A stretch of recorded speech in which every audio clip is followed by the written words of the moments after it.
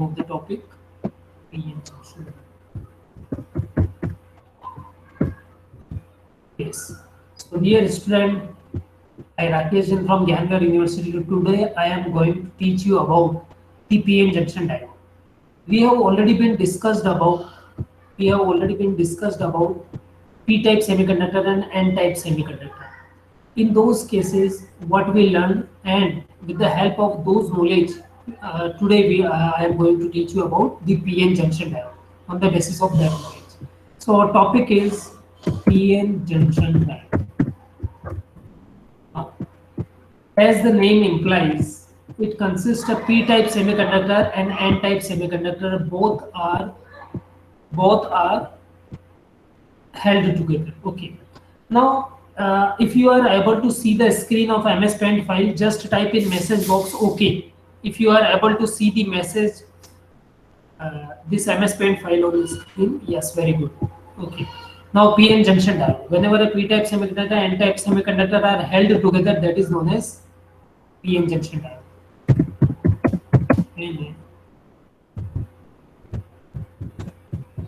P-type semiconductor. N-type semiconductor join. That is PN junction.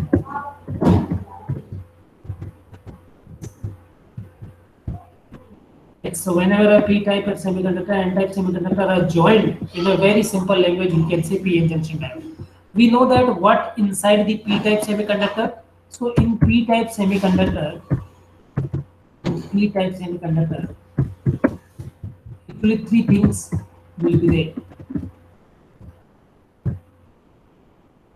In p-type semiconductor, actually three things will be there.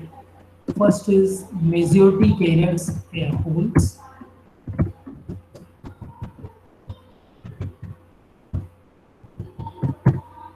Majority carrier holes, minority carrier electrons,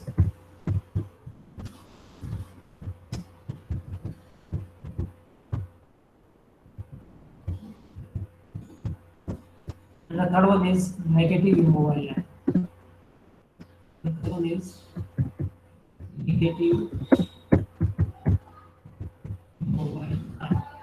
Okay, so these are three things which are available in p-type semiconductor, and the basic symbolic notation of those holes is like a circular shape. For the minority carrier, electrons can be shown as dot. Electrons can be shown as a dot, like this one. Okay, and negative immobile ion is just a negative sign which is encircled by a circle. Because they are negative immobile ion means they cannot move. And the p-type semiconductor consists of three things, and this n-type semiconductor also consists of three things.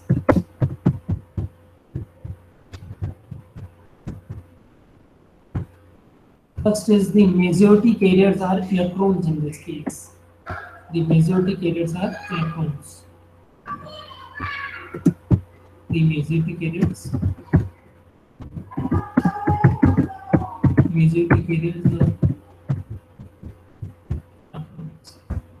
minority carriers holes. So just opposite to the p-type semiconductor.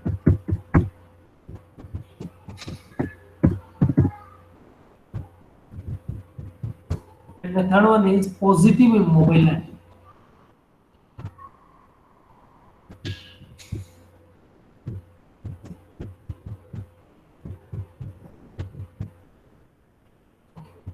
So as a symbolic notation, same for the electron for the majority carriers, a dot is there. For the minority carrier holes, a circle is there, and positive immobile ion is there, and that's why I just this one circle is there. Okay, and for the positive immobile ion, a plus sign having a encirclement over there, that is your positive immobile ion, because they cannot move. Okay, so these are two things which are available in p-type semiconductor and n-type semiconductor. So whenever they are joined together, that is known as p-n junction diode. So whenever we just want to talk about the working principle of the p-n junction diode, working principle or what is the working, yeah, explain the concept of p-n junction diode, then we have to divide it into three different cases. Then we have to divide it into three different cases. The working principle is divided into three different cases. First, second, and the third cases. The first case is the zero bias case. Whenever no battery is connected, just the P and N semiconductor joined, then what will happen? We will discuss this working of p-n junction diode in zero bias case. This is known as zero bias case. The second one is forward bias case. Forward bias case means whenever the battery positive terminal is connected with the anode terminal, that is P terminal of the p-n junction diode, and negative terminal of the battery is connected with the cathode terminal or N terminal of the diode, then what will happen? We will discuss this thing in forward bias case, and this is known as forward bias case, and we will see what will happen in this case. And the third one is reverse bias. So reverse bias case is that in which the battery positive terminal is connected with the negative terminal of the diode, that is cathode, and battery negative terminal is connected with the positive terminal of the diode, that is anode. So what will happen inside that? That is known as reverse bias case. So first of all, we start with the zero bias case.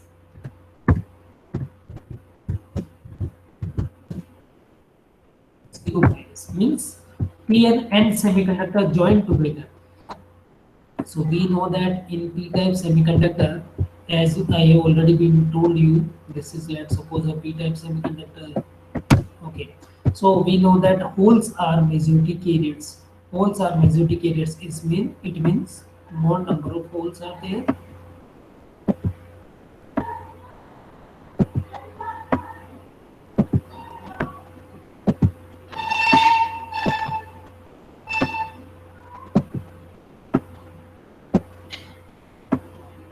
So more number of holes. Minority carriers are electrons, so less number of electrons are there.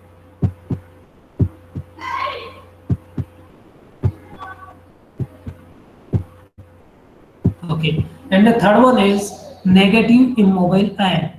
So I just make a negative immobile ion first of all.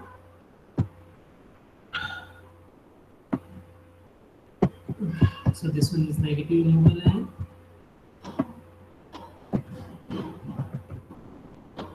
The third thing is negative immobile ion.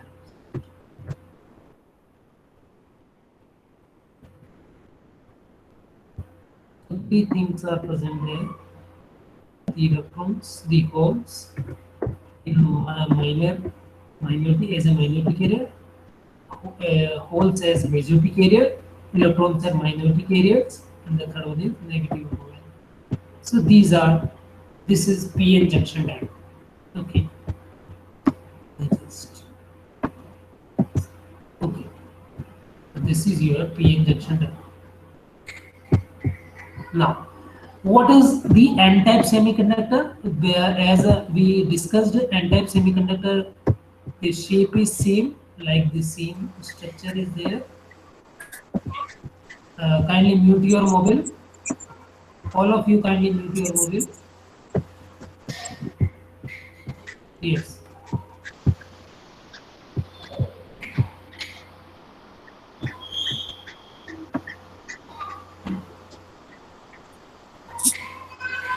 Shambhu Kumar Thakur, mute your mobile.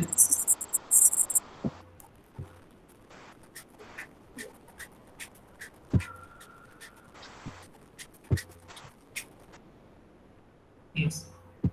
And the n-type semiconductor consists of three things. The n-type semiconductor consists of the three things: majority carrier as electrons. So in a very large number, electrons are there.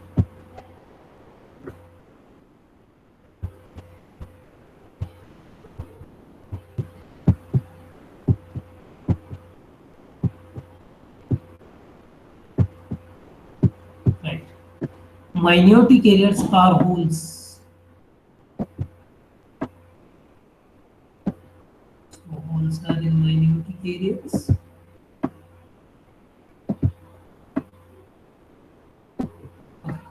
And the third one is positive immobile ion. So I just draw positive immobile ion.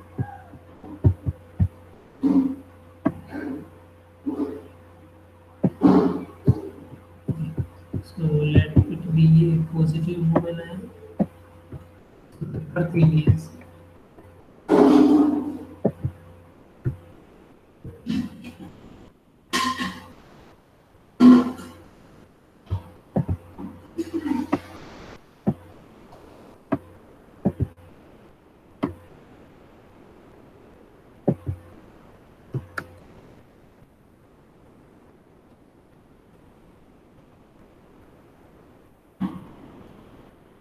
There are so many electrons, less number of holes, and positive immobile ion. Okay. So according to the basic theory, let okay. So according to the basic theory, this will be these are p-type semiconductor, n-type semiconductor.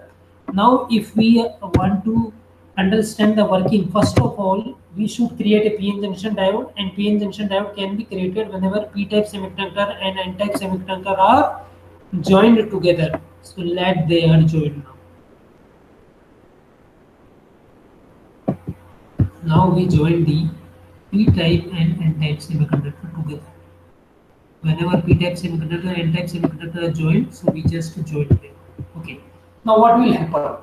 Whenever p-type semiconductor and n-type semiconductor are joined together, the majority carriers in n side, they are electrons, and electrons are negative charge carrier, so they get attracted towards the p side. They get attracted towards the p side. What I want to say, I just write down with the same green color so you will understand. Majority carrier electrons from n side get attraction towards p side. Why? Because p consists majority carrier and holes, so they are positive charge carrier. So more positivity at the n side, at the p side. So definitely the electrons in the n side get attraction towards the p side. So they want to move towards p side. So these electrons will move towards the p side. These all electrons get attraction from the p side. They want to go to p side. They want to go to p side. Okay, so all electrons will move towards p side.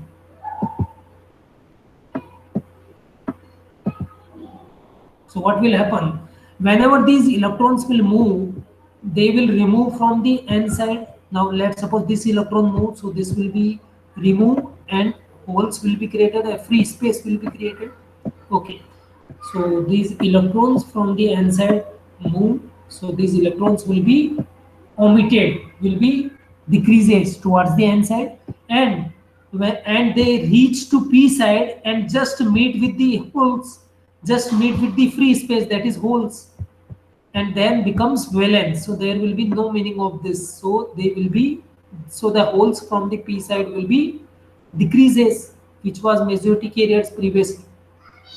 Okay, and also the minority carrier electrons in the p side get repletion because n is totally negative, because n side is totally negative, more negativity is there, and the minority carrier electrons in the p side, I am talking about this electrons, this electrons, so they get repletion from the boundary, so they will be moved there, previous side. Okay, so what will happen? They will be cleared from this side, so they will be cleared. So what will happen? The holes in the p side will be filled by the coming electrons from the n side. The minority carrier electrons in the n side will get repletion towards the other side from the boundary. So near the boundary, only the negative immobile ion will be remaining. Only the negative immobile ion will be remaining. Similarly, at the n side, because the electrons will be omitted due to they just move from the n side towards the p side.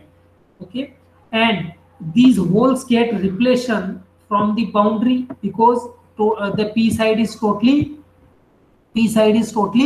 positive. So what will happen? Only near the boundary, only these positive immobile ion will be remaining. Only near the boundary, this positive immobile ion that was present in p side is remaining.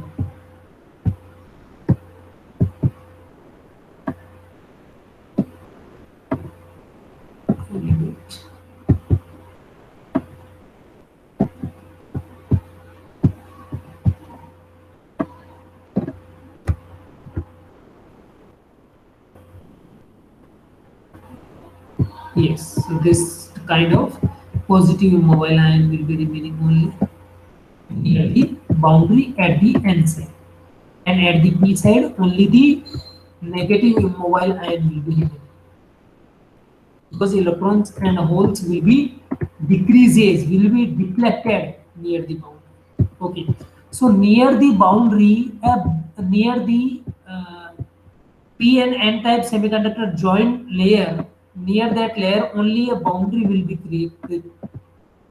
be there, and that boundary consists of no electrons, no holes. And after creating this boundary, no further electrons will be able to cross this boundary, because towards the p side now the negative immobile ion are there, and electrons are also the negative charge carrier, so they will be not further move. So in a nutshell, I want to say that whenever p-type semiconductor and n-type semiconductor are joined together, electrons from the n side will be moved towards the p side, meet with the holes there, and becomes neutral, like a valence electrons. They will not further move. So electrons in the n side will be decreases, and also the holes get repletion from the boundary. Minority carrier electrons in the p side also get repletion from the boundary, because the n side is totally negative. So near the boundary layer, a layer is created. Near the boundary, a layer is created in which only the negative immobile ion at the p side and positive immobile ion at the n side will be remaining. None other thing is remain in this layer, and no further transformation of holes and electrons will be happens. Thus, this is known as the final situation of the zero bias case, that without battery connections, some layer is created, and this layer is known as charge-free region. It is also known as depletion layer, depletion region or depletion layer. Depletion means the decrease in electrons and holes in this layer, and also it is known as potential barrier. Potential barrier. So whenever someone asks that how a depletion region is created, the same answer we should give to them. Okay, now what will happen? Because see this layer, the one side is totally negative immobile ion, and one side is totally positive. So it will act as a small battery in which one side is negative and the other side is positive. The other side is positive. This side is positive and this side is negative. A small battery type. So if the diode is of silicon, this voltage is of this battery voltage we can consider as 7 volt. Okay, so this is known as cut-in voltage. This is known as cut-in voltage because this will behave as a small battery. Each battery consists of some voltage. So whenever the scientists measure this voltage, this will be 0.7 voltage for the case of silicon. If the semiconductor is of silicon, then the cut-in voltage is of 0.7. And if it is of germanium, then this will be 0.3 volt. So that's all about the zero bias. In the case of zero bias, a depletion region is created. Now the second case is the forward bias case. The second case is the forward bias case.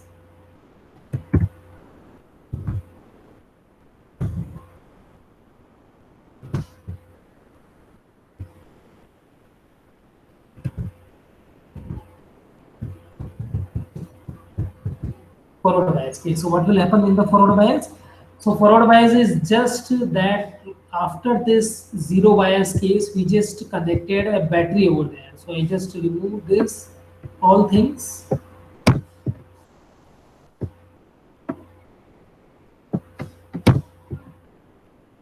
And now this is your PN semiconductor in zero bias.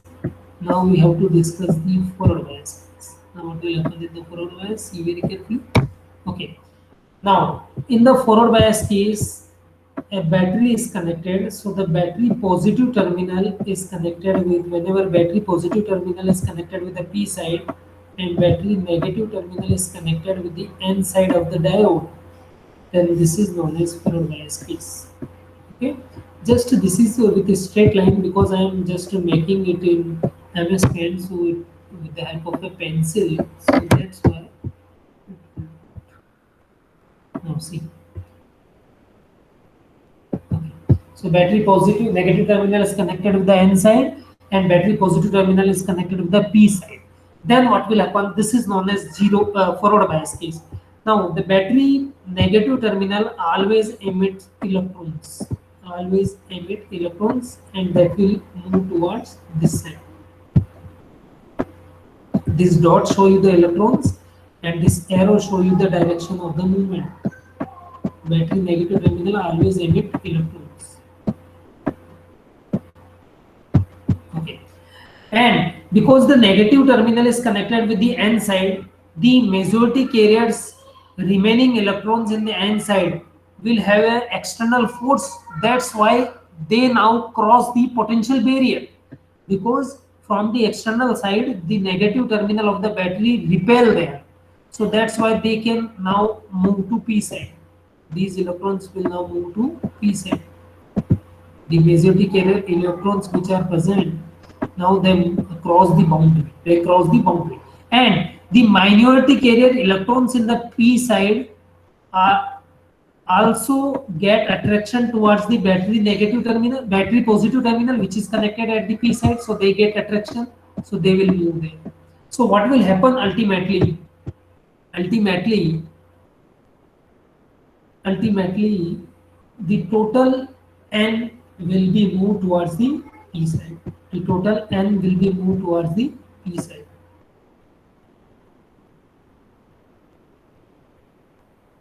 Total electrons from the N side will be moved towards the P side. The minority carrier electrons from the P side move towards the positive terminal of the battery, and negative terminal of the battery also emit electron. So a total path is created. I am showing you with this orange color. From the N side, electrons will be moved. From the P side, minority carrier electrons will be moved.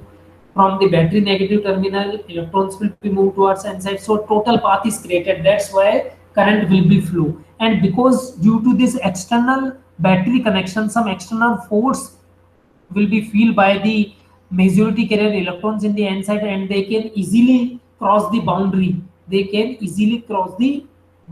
means barrier is small because they easily cross the boundary. That's why barrier is small. It means during the time of forward bias, the potential barrier sizes decreases.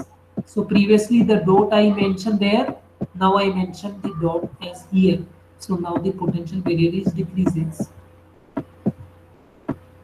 This show you the potential barrier is decreases.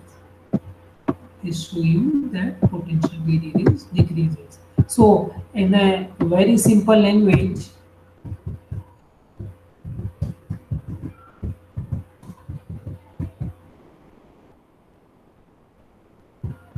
so in the case of zero bias, a potential barrier is built. In the case of forward bias, the potential barrier is decreases. But current can easily flow due to the total path creation. Okay. Now we are talking about the third case, that is of reverse bias case. Now see the reverse bias case.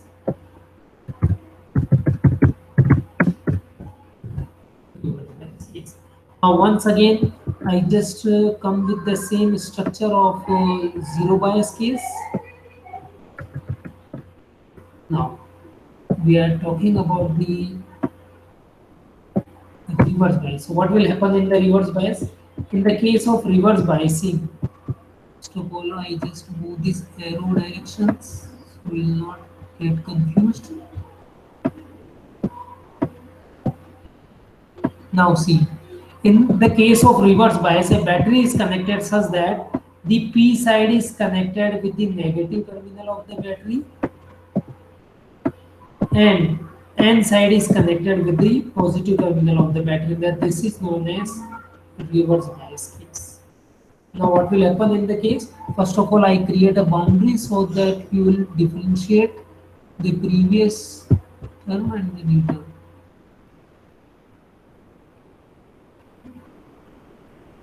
Okay. Now this is the case of reverse bias. At the right hand side I am showing you the reverse bias case. Now we know that the negative terminal of the battery emits electrons. So electrons will be, whose direction will be moved towards this side now, because the negative terminal is connected with the P side.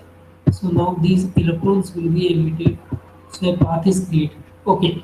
Now because negative terminal is connected at the P side, now the minority carrier in P side are electrons, so they get repletion.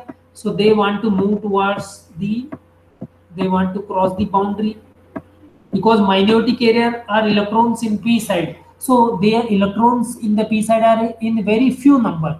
So very few number of electrons want to move towards N side, want to break the potential barrier and want to move towards the N side. And the majority carrier in the N side, they are electrons. They will get the attraction from the positive terminal of the battery and they want to move towards the positive terminal of the battery. So a path is created, but this time the path is due to the movement of the minority carrier in the PN semiconductor. The minority carrier from the P side will move to cross the potential barrier and will move towards the N side. So it means in between PN junction diode, in between the PN semiconductor, minority carriers movement is there. So very few number of electrons will cross the boundary. It means barrier is more. It means barrier is more because very few electrons cross the boundary. So what will happen ultimately? Ultimately, the potential barrier will be increases. Ultimately, we can say because very few number of electrons cross the potential barrier, it means the potential barrier sizes increases this time. I want to say this one. Thus, during the time of reverse bias, the potential barrier is increases. Potential barrier means charge-free region, means the same free space. Potential barrier charge-free region. Okay. So now the potential barrier, that is known as charge-free region, is increases.